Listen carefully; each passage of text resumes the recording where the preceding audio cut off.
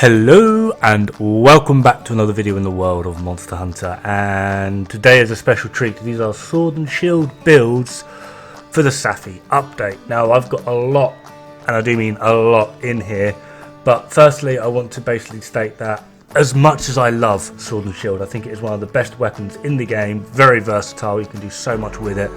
DPS is friggin' phenomenal as well, but it is literally my worst weapon, so you'll have to forgive the gameplay. Hopefully I can cover as much of it up as possible with the builds I'm about to show. Now everyone knows, although it might not be the most preferred thing, but everyone does know that sword and shield can double up as a little bit of a support build, simply because of the speedy way in which you are able to take your items. So I have added support variants into these builds. Now I will be showing the full-on damage builds first, and then I'll give you a nice heads up, so if that's as far as you want to watch, then that's basically your cue to leave, and then after such there will be the support variants for those that are more supporty. But let's get started. So up first we've got a standard 3-piece TO set, Safi Shatterfang, just because it's the most powerful one going, so mix and match your ailment or status ones how you wish.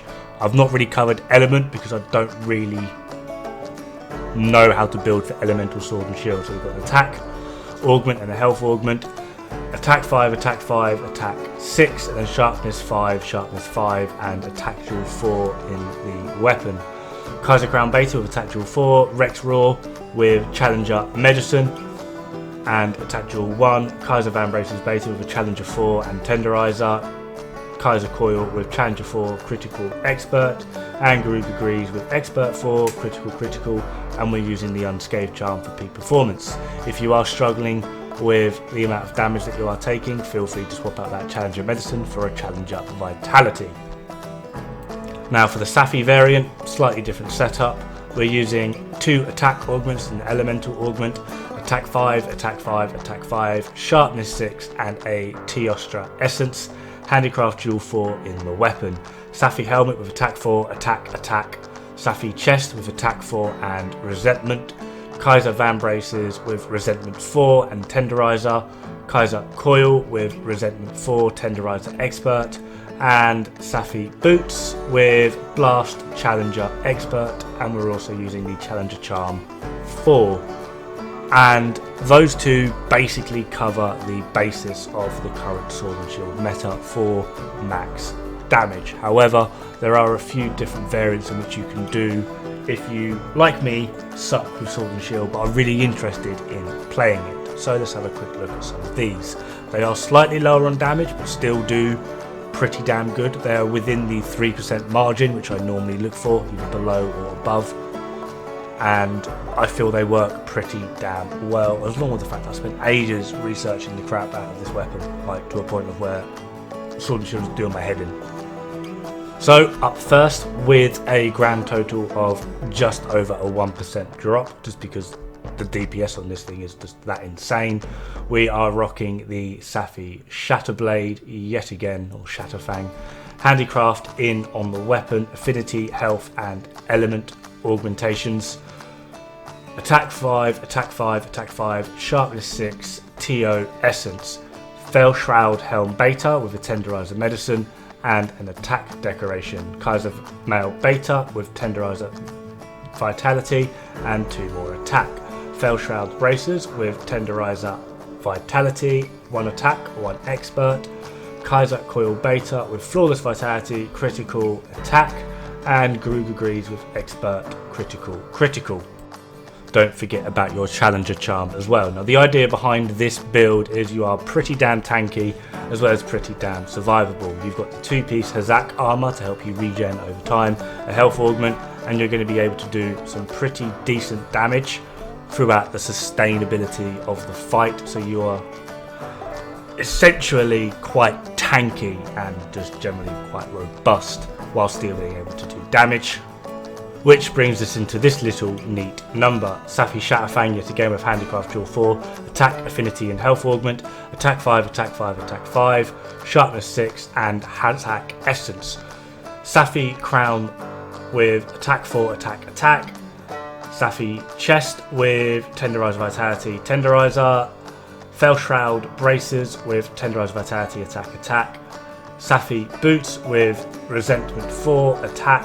Garuba greaves with critical vitality, resentment, resentment. And we're also running a razor sharp charm here, just out of pure choice. If you're wanting more damage but don't mind sharpening, go with challenger or something that you feel the need to use. Now the idea behind this is to play very, very aggressively, which you will need to do to keep your Safi buff up, otherwise your 2-piece Valhazak will just heal you through it.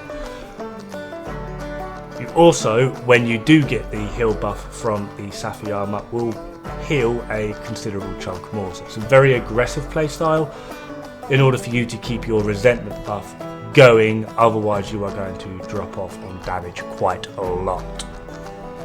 But it does work, it just requires a lot of practice, and I would say almost argue more skilled play, but you're also very, very survivable, which is interesting. So now we are moving on to the support styled builds, and these are basically the exact same builds I've already shown you, just with a few charm or decoration changes, such as this build, which is the exact same as the first build I showed. It's just rather than using the unscathed charm, I am now using friendship, and rather than expert 4 in the boots, I'm using a satiated expert just for the free meal because we can slot it in. Damage wise, it's still pretty good, it just has that little bit of support if needed. Now this build is a little bit of an oxymoron, which is my argument for most support builds now, because of the way Safi armor works. You don't want people constantly healing you because you're never going to get your resentment buff. But by and by, here we have a Safi build, which is pretty much the exact same as the second build I showed, the Safi meta, using a friendship charm. It does work, you still get some pretty good damage, you can support people, but you are basically negating your own resentment buff, which therefore drops your damage further. Personally don't recommend this one, but it does work and it is effective. It just drops your damage quite a bit, annoyingly. And finally we have this build. This is pretty much the most supportive build I've got, but it's also the least damaging. Not really changed too much in the way of the decorations. It's the same as the third build that I showed. It is pretty damn survivable with some support elements, but again it is the weakest of my 3 support builds. But again, it does work. It's probably the more support orientated one because you are or have the capability to just take all the hits from the monster while chugging potions due to the 2-piece Valhazak, and just heal yourself through it and babysit your teammates because they suck. Anyway, that just about does it for me. Thank you very much for watching. I do hope some of these builds are going to help you out or your teammates, etc, etc. Maybe give some of the support builds a bit of a go and have one in backup just in case you are helping someone out that just keeps dying. But in the meantime, good luck, have fun and don't die. It's bad for the health.